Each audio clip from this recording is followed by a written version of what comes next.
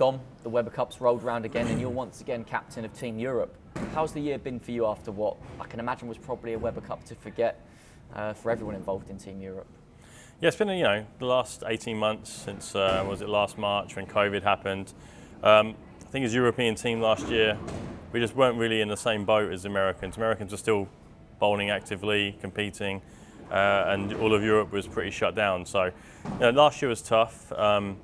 But yeah, moving on a year on from that, we've had like a rescheduled PBA tour where we've been very busy beginning part of the year, a bit more time at home, a few events in the summer, rolling around to sort of closing this year out with the Weber Cup and then the World Championship. So it's been a different season. Hoping that next year again comes back a little bit more normal. But I think going into the event, we're all feeling pretty good. Having the fans back this year is going to make a huge difference. I really like appreciate the fact that we've been able to have another Weber Cup in England with fans this time. I think that's going to help us a lot. So no doubt the Americans are strong. They have a very strong team, but with the addition of Richie and the team that we have and the fans, I think we've got a really good chance. Looking back on last year's Weber, I imagine it was probably quite tough to lose on home soil. Obviously USA have put 3 in a row together now. Was it particularly tough, like you said, the fact that the home support weren't there that usually are for the Weber Cup? I think last year was tough for a number of reasons. I think the Americans have still been able to compete in events actively all the way through the summer of last year, and then we competed in October again. So that I think hurt us a little bit. That wasn't that easy. And then trying to bowl no tournament games and then go straight into one of our biggest team events against a team that was sharp was really difficult. And then as well, with no fans, and then perhaps that little bit of lacking of confidence, I think, because we weren't competing like the Americans were, that hurt us. And there's a few things like that happened. That if you look back into last year, we started badly. We got into a hole early.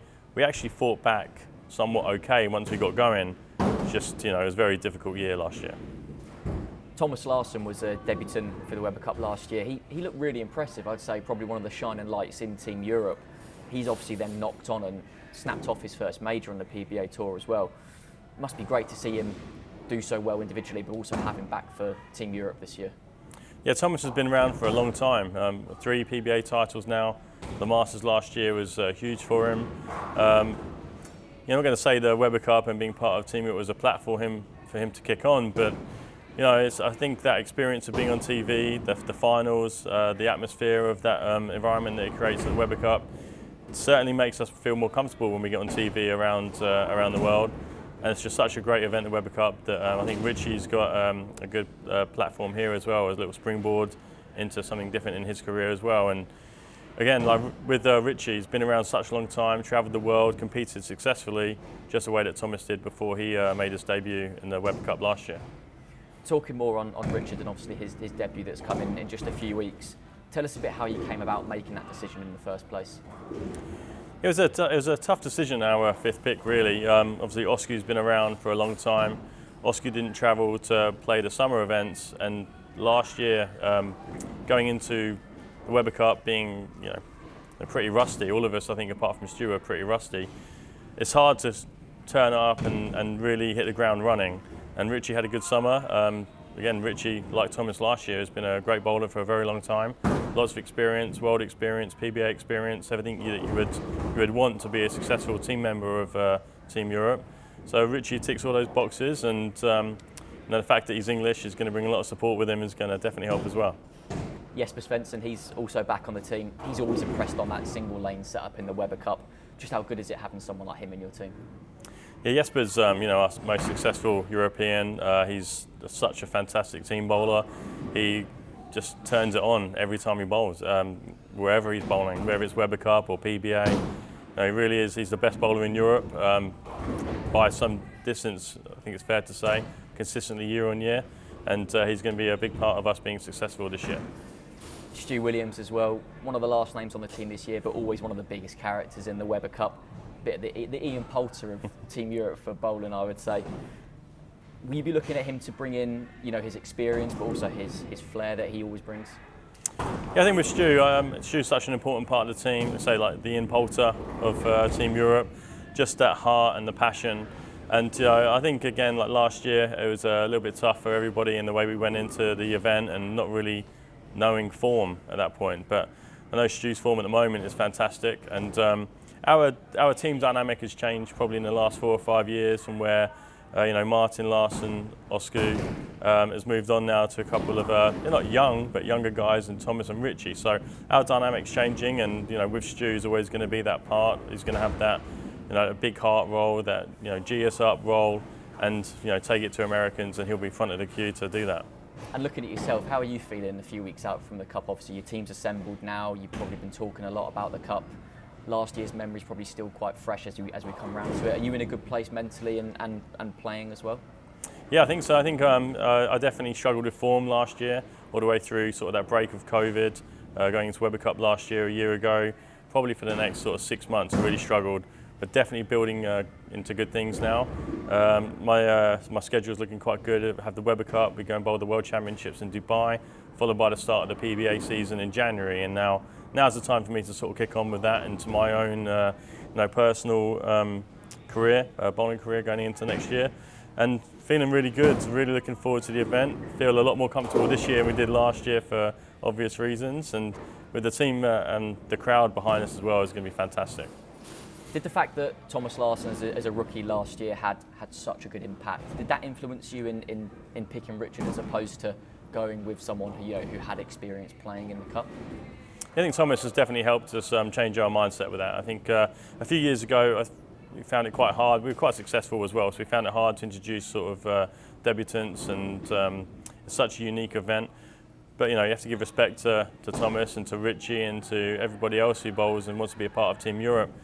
It might be a tough atmosphere, but it's such a great atmosphere too. So once you get going, you get used to it, you can really build from it. And I think all the respect to Thomas last year, he did it in such a fantastic way, and one of our shining lights, if you like. And looking for Richie to do the same this year. We've already discussed the fact that the fans are back is probably the biggest and best news that we've had for the Webber Cup this year. How important is it for you as Team Europe captain that those fans are in attendance this year?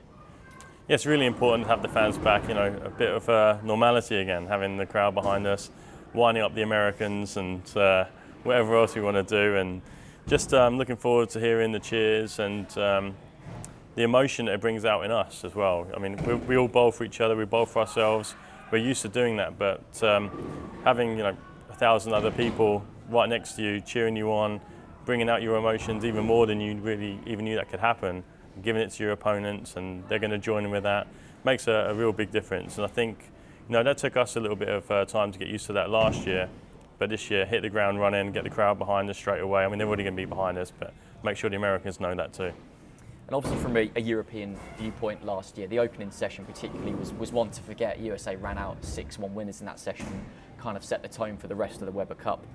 With that in mind, does that give you an early idea of how you're going to line up? Do you know where it went wrong and how you're going to address those problems heading into this year's Webber? So the team that existed from last year, we have Thomas, Stu, Jesper and myself. We've actually had like a WhatsApp chat throughout the year. Straight away after the event finished, we sort of went through and spoke about what potentially went wrong and what we can do to fix it. Again, coming up to this part of the year again, the Webber Cup just a little while away, doing the same thing, sort of going over what we think we could have done better, potential lineups, lane transitions, things like that. I'm not going to tell you too much about it, but yeah, it's definitely always on the, especially when you get around to just a few months away from Webber Cup, that's when it starts coming back up again, thinking about plans and learning from mistakes and how we can be better as a team. USA, they turned the tide when you guys were on a five-win streak in the Webber Cup. Do you take confidence knowing that it is possible to stop a team in their tracks when they do seem to be dominant and not look like slowing down heading into this year's Webber? I think every year is just slightly different. Every year is a bit different. So, we did have that big run of 5 years, but we didn't go into the events at that point thinking that we had that run behind us and it was ours for the taking. It was always start again from scratch. So it is the same on the losing side as well. We just go into this year, playing this year for what it is, the 2021 Webber Cup. And as long as we bowl good, and I think that's the main thing that we have to start off with this year. We have to make sure we're bowling well, get everybody comfortable, and then that leads to a better event for everyone on our team and it gives us more chance of success. Now looking to the other side to the US team. Chris has 2 debutants in his side. What can you tell us about Chris Vine and Tom Doherty? Danger men, or will you be looking to pounce on their lack of experience on that single lane setup?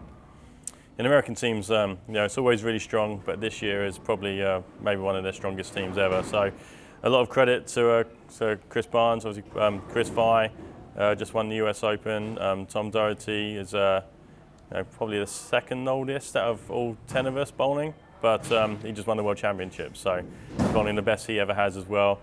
I don't think they're going to have many issues getting comfortable with the environment.